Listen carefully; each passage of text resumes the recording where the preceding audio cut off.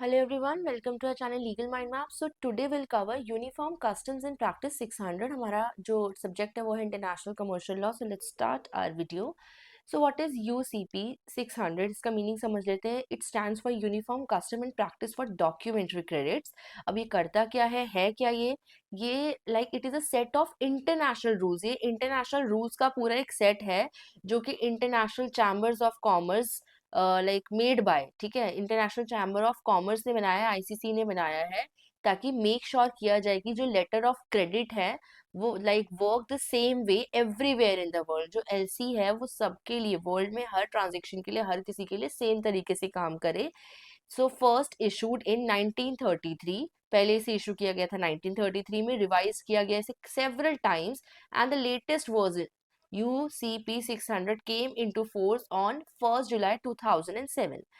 It's not a law passed by any government. It becomes binding only when the LC says subject to UCP 600. Once included, everyone, buyer, seller and banks must follow. एक बार include हो गया तो इसे सबने follow किया था. ये like ये कोई लॉ नहीं था, ठीक है, जो किसी गवर्नमेंट ने पास किया हो, बट ये बाइंडिंग हो गया था जब एलसी मतलब जो लेटर ऑफ क्रेडिट है उसके लिए इम्पोर्टेंट था ये, क्योंकि वो एक यूसीपी का सब्जेक्ट यूज कर रहा था. ठीक है, अब मेन पर्पस क्या है इसका, आप ना ये चीज जो मैं बोल रही हूँ अगर आपको कंफ्यूजन हो रही है, जो हो भी सकती है, तो ये आगे आपको इस वीडियो में समझ आएगा, तो थोड़ा पेशेंस रखना. मेन पर्पस इसका था to make international trade safe. जो इंटरनेशनल ट्रेड होती है उसको सेफ करें, ठीक है, फेयर करे, किसी के साथ गलत ना हो, और फास्ट करे, टाइम सेव किया जाए. यानी कि बायर्स को कॉन्फिडेंस देता है कि जो पेमेंट है वो उनकी हो जाएगी, यानी कि वो आगे चल के मतलब पेमेंट सेफली अपनी कर सकते हैं. और जो सेलर्स हैं उनको भी एक तरीके से कॉन्फिडेंस मिल जाता था कि उन्हें पेमेंट मिल जाएगी. बायर्स को करेक्ट डॉक्यूमेंट का कॉन्फिडेंस मिलता था और सेलर्स को पेमेंट का. टेलिंग बैंक्स को एग्जैक्टली पता होता था कि कैसे डॉक्यूमेंट्स को चेक करना है, व्हेन टू पे और रिफ्यूज. देखो आपको मैं एक चीज समझाती हूँ. जैसे ना एक रूल बुक है जो सबके लिए सेम है, एलसी चाहे किसी भी कंट्री में कहीं भी हो रही हो, ठीक है, ये सबके लिए एक सेम रूल बुक हो गई, वो हो गया हमारा यूसीपी. ठीक है, सॉरी, यूसीपी 600. ओके, सो अब इसमें एलसी के लिए सारे रूल सेम है. बैंक को अब रोज इन रूल्स की आदत पड़ गई है, तो जब वो एलसी का काम करेंगे तो उनके लिए कुछ ज्यादा लाइक दिमाग खपाने वाला या बहुत ज्यादा प्रॉब्लमैटिक सिचुएशन नहीं होगी. They able to take it, ठीक है, इजीली इस काम को पूरा कर पाएंगे और प्रॉपर एफिशिएंसी के साथ. नाउ पार्टीज इन्वॉल्व, कौन कौन इसमें इन्वॉल्व होता है? एप्लीकेंट, बायर और इम्पोर्टर्स. ठीक है, बायर या फिर आप इम्पोर्टर बोल दो. The person who ask there bank, जो पर्सन बैंक को मतलब बैंक में इशू करवाता है एलसी. बेनिफिशरी, सेलर, ठीक है. इशूइंग बैंक भी इसमें होगा. एडवाइजिंग बैंक, ये सारे बैंक हम पिछले वीडियो में भी कवर कर चुके हैं. हर वीडियो में बोलती हूँ प्लेलिस्ट देखे बिना मत आना, टाइम से सारी वीडियोस देख लेना. एग्जाम में अगर एक दिन दो दिन पहले बैठ के देख रहे हो तो थोड़ा सा प्रॉब्लम हो सकता है. इस सब्जेक्ट के लिए बहुत कुछ समझने वाला है और याद करने वाला है इसमें, ठीक है. और कंफर्मिंग बैंक, कंफर्मिंग बैंक इसमें आएंगे. ये सब मैंने लिख दिया है क्या क्या है, कौन कौन है, ये इस वीडियो में इसलिए नहीं एक्सप्लेन करी क्योंकि ये पिछली 5-6 वीडियोस में यही चीजें समझा रही हूँ. ठीक है, nominated bank, the bank authorize to check documents and make payments. ठीक है, अब भी जस्ट इसके पीछे वाला वीडियो है ना, उसमें भी यही चीज समझाई है, उससे भी पीछे वाले वीडियो में ये चीज समझाई है. और इतना डेप्थ में समझाया, इसमें तो एक एक लाइन मैंने डाला, उसमें तो इतना डिटेल में समझाया, तो प्लीज आप उसको वॉच करके ही ये वीडियो देखना, वरना नहीं समझ आएगा. Two golden rules of UCP 600. दो गोल्डन रूल्स यूसीपी 600 के. प्रिंसिपल ऑफ ऑटोनॉमी, यानी आर्टिकल 4. जो एलसी होता है वो इंडिपेंडेंट होता है, ठीक है, ये हमने पिछले वीडियो के केस में भी देखा था. जो एलसी होता है वो एक इंडिपेंडेंट होता है. Sales contract, that means bank deals only with document, जिसका मतलब है बैंक जो है वो सिर्फ डॉक्यूमेंट से डील करता है, गुड्स से नहीं. बैंक को गुड्स से मतलब नहीं है, उसको किससे मतलब है? डॉक्यूमेंट सही होना चाहिए. बैंक का काम है डॉक्यूमेंट्स देखना, ऑन फील्ड जाके काम गुड्स चेक करना नहीं है. Now even if the goods are damage, अगर गुड्स डैमेज भी है तो बैंक तो फिर भी दे देगा क्योंकि डॉक्यूमेंट्स करेक्ट है. समझो बात को, मैं दोबारा समझाती हूँ इसको. जैसे कि यहाँ पे ए है, ए जो है वो बायर है, उसने एलसी इशू किया, उसने बैंक को बोला भाई आपको ये पेमेंट है ना, जो मेरा सेलर है उसको देना है. ठीक है, अब सेलर ने क्या किया, उसने गुड्स भेज दिए। अब ये गुड्स बीच में डैमेज हुए, कुछ भी हुए, या उसने डैमेज भेजे, लेकिन अब जब उसने भेजे तो उस टाइम पे वो वहां से पास हो गए, तो उसके पास डॉक्यूमेंट्स आ गए जो वो बैंक को दिखा के अपने पैसे उसने ले लिए। और बैंक का काम है डॉक्यूमेंट्स देखना, वहां जाके जो भी पता चलता है ए को कि भाई गुड्स खराब आए हैं, कुछ आया, वो चीजें बात की है। समझ आया होगा आई होप आपको। So remember this phrase, banks deals in documents not in goods. ये चीज आपको इसमें याद रखनी है। The principle protects the seller. इस प्रिंसिपल में सेलर को एक तरीके से ज्यादा प्रोटेक्शन मिल गई। Once the right papers are shown, payment can not be stop. तो यहाँ पे उसको पेमेंट उसकी रुक नहीं रही है। वैसे हमने पिछला केस देखा था ना, पिछली वीडियो का, उसमें सेलर की पेमेंट अलग ही तरीके से अटक गई थी भाई, वो भी एक अलग सीन था। ठीक है, तो ऐसे कभी कभार होता है, बट इस केस में तो बढ़िया चल रहा है seller. Okay, so principle of strict compliance, Article 14.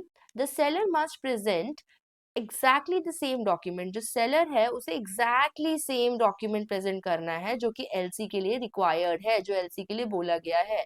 ये ही पिछले केस में हुआ था, पिछले वीडियो के केस में, कि उसके डॉक्यूमेंट में हेर फेर हो गया था एक वर्ड का, दो वर्ड्स के, जिसकी वजह से पूरा जो उसका गेम था डॉक्यूमेंट्स का वो पलट गया था, उसकी पेमेंट अटक गई थी। ठीक है, so no spelling mistakes, no missing details, even a small difference, example co versus company, can cause rejection. Banks only check what's written on the documents, not what happened in real. Bank का काम reality में जाके practically देखना नहीं है, वो documentation handle करते हैं, और वो उसमें बहुत ज्यादा स्ट्रिक्ट रहने वाले हैं, क्योंकि फिर वो गारंटर है तो उनके ऊपर बात आ जाएगी। एग्जाम्पल है, if LC says ship to Toronto port and the कुछ मैंने गलत बोला, Toronto port, and the invoice says port of Toronto city, the bank में rejected because it doesn't strictly match the LC. ठीक है, तो बैंक ने तुरंत रिजेक्ट कर दिया क्योंकि वो एलसी से मैच नहीं हो रहा था।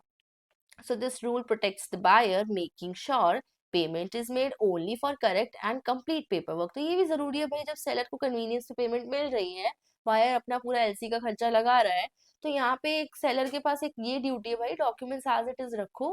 ठीक है, इधर उधर कोई वो ना हो जाए। ठीक है, other important rules, article 14, banks time limit. Banks have 5 working days. Now you have to make sure, आप किसी जगह से डील कर रहे हो तो उनके टाइमिंग्स, उनके डेज, रूल्स के अकॉर्डिंग आपको वर्क करना पड़ेगा। So banks have 5 working days to check all documents and decide if they will pay or refuse. So article 16 क्या कहता है, refusal and preclusion rule.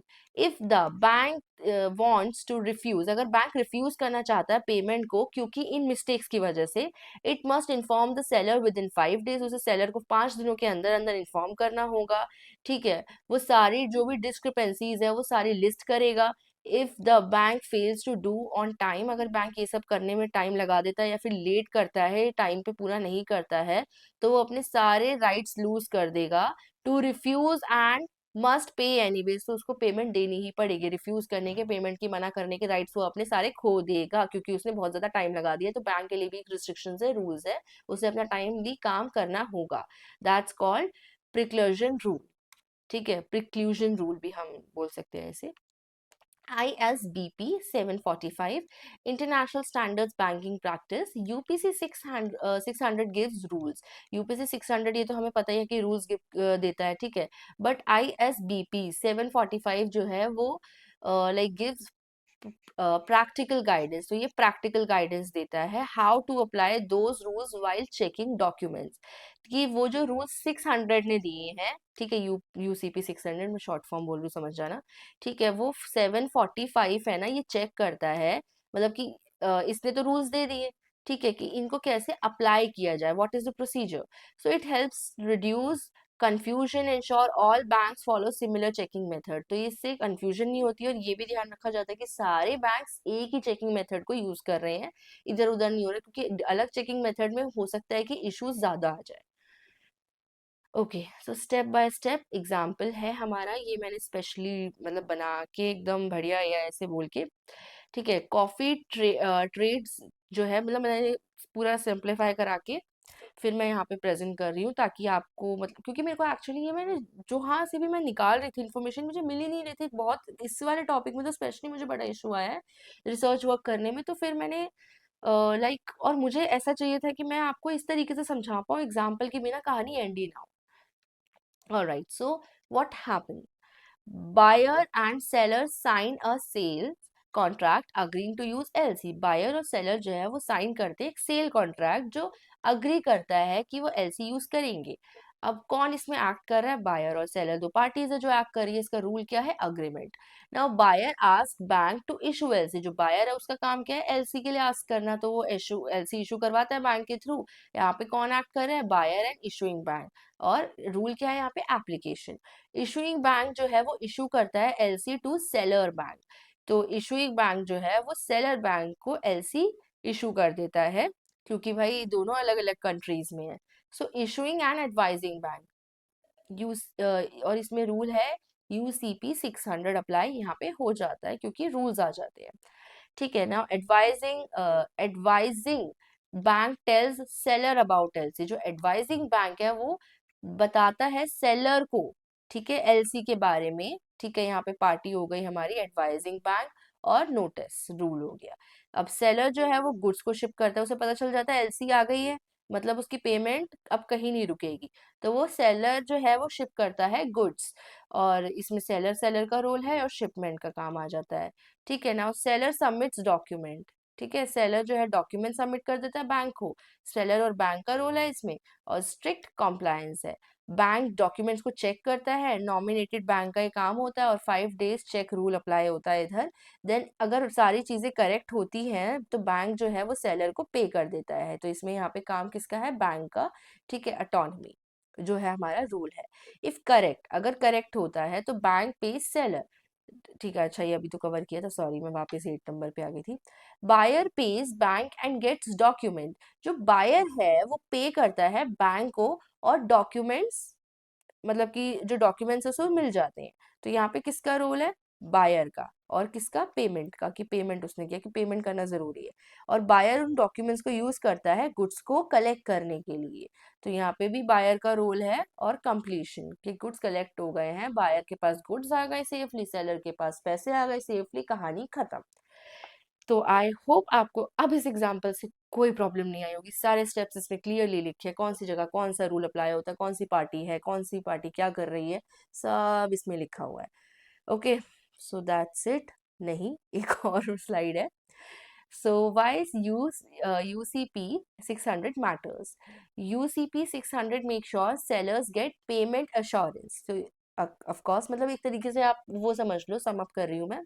Sellers जो है उन्हें पेमेंट मिलेगी, यूसीपी का ये काम है ध्यान रखना। Buyers get documentary proof before paying. जो बायर्स है उनको डॉक्यूमेंट्री प्रूफ मिलेगा पेमेंट से पहले। जो बैंक है वो एक यूनिफॉर्म एक फेयर रूल फॉलो करेंगी, और international trade remain smooth and trustworthy.